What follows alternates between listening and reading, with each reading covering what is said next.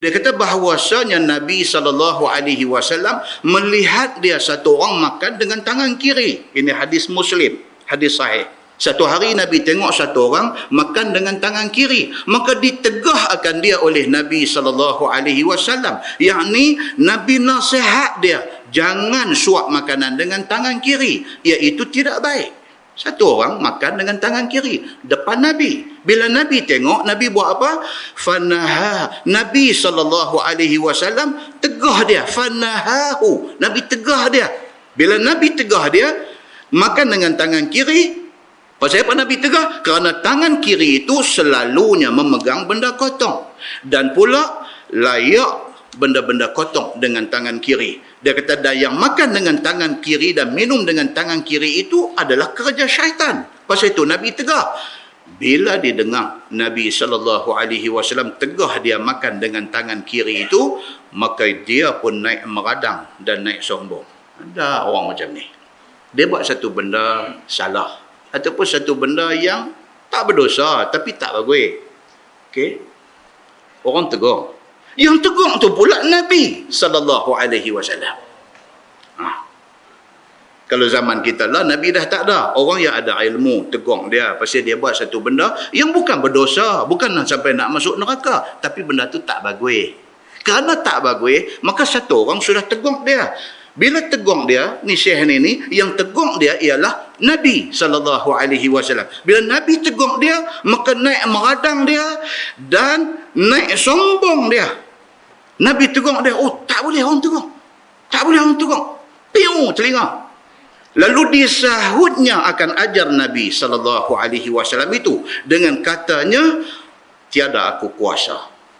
Dia makan dengan tangan kiri. Nabi tegur dia. Nabi kata, saya makan dengan tangan kiri. Nabi kata, makan dengan tangan kanan. Dia kata, la astati'. Tangan kanan aku tak kuasa untuk nak guna buat makan.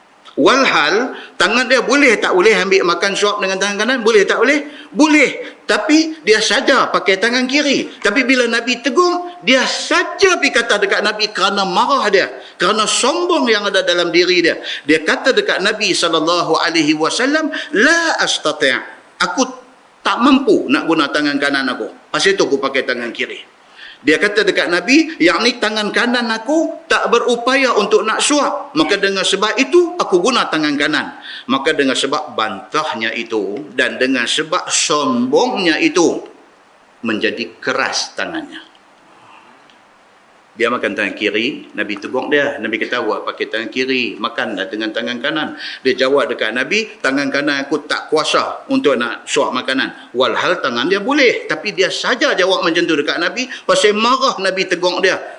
On the spot. Serentak dengan tu, Allah jadikan tangan dia tak berfungsi. Kalau kita hari ni kata apa? Paralyzed. Lumpuh tangan dia sebelah. Maka keras tangannya. Tiada terangkat lagi tangan kanannya itu untuk nak ke mulutnya. Dan begitulah halnya sehingga mati. Jadi golongan ulama yang mengatakan haram makan dengan tangan kiri, wajib guna tangan kanan, mereka guna hadis ni. Mereka kata tengok, Nabi tegur satu orang makan tangan kiri, bila dia bantah, Allah bagi lembek tangan kanan dia. Menunjuk kata apa? Makan menggunakan tangan kanan itu wajib, dia kata. Ini golongan yang mewajibkan makan tangan kanan. Mereka berdalilkan dengan hadis sahih riwayat Imam Muslim ini. Dalam satu riwayat lain dia mai tambahan. Dia kata apa? Nabi kata, lastata'ta. Nabi kata, betul ke tangan kanan hang tak mampu untuk nak suap makanan? Nabi kata dekat dia, ma mana'ahu illal kibr. Nabi kata, tidak ada yang menghalang kamu daripada guna tangan kanan, melainkan takabur kamu. Itu dalam riwayat lain. Juga riwayat Muslim. Nabi kata kat dia, sebenarnya hang bukan tak mampu nak pegang dengan tangan kanan, tapi hang takabur. Nabi yang tegur hang. Hang bantah teguran Nabi. Tidak ada yang menyebabkan hang tak mau guna tangan kanan ini. Illal kibr. Melainkan takabur yang ada dalam diri hang. Dan kata dalam riwayat itu, qala Salamah bin Al-Aqwa, fama rafa'aha ila fihi. Maka sejak daripada itu, tangan kanan dia tidak boleh lagi nak angkat makanan walaupun ke mulut sendiri. Tak boleh lagi. Tangannya sudah paralyzed. Muslimin dan muslimat yang dirahmati Allah sekalian. Pengajaran daripada hadis ni yang paling besar apa dia tuan-tuan? Bila mai dekat kita kata ini hadis, sami'na wa ata'na, selamat.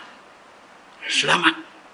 Hamailah satu tok guru, sahabat besar mana pun, kalau dia mai bercakap satu benda yang terang bercanggah dengan hadis yang sahih, hadis ini kita pegang. Pasal apa? Pasal ini Nabi. Nabi itu Nabi kita dan Nabi dia yang mai duk habaq bercanggah dengan apa yang Nabi kata. Maka wajib kepada kita dan kepada dia mengikut Nabi sallallahu alaihi wasallam. Akibat daripada menentang Nabi, apa jadi dekat Syekh ni?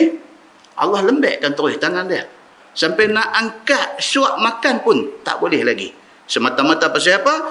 Pasal al-kibru, pasal takabur yang ada di dalam hati dia. Allah menghukum dia. Apatah lagi takabur itu kepada Nabi sallallahu alaihi wasallam.